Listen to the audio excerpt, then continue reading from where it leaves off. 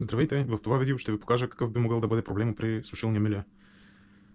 Проблем, когато не успява да изсуши дрехите напълно или удължава времето на сушене и дрехите излизат влажни. Дори дава съобщение, че дрехите са сухи, но те са влажни. Нека погледнем.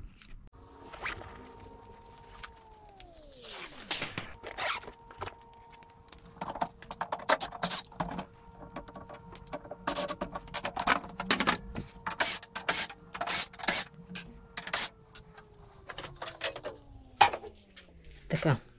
Ето това са графитните четки, които отчитат влажността на сушилнята.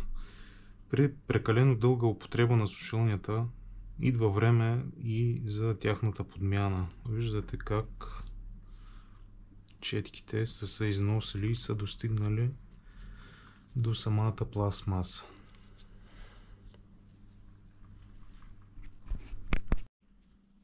Ето това е разликата между старата и новата четка. Виждате каква голяма разлика, колко много са се износили графитните четки.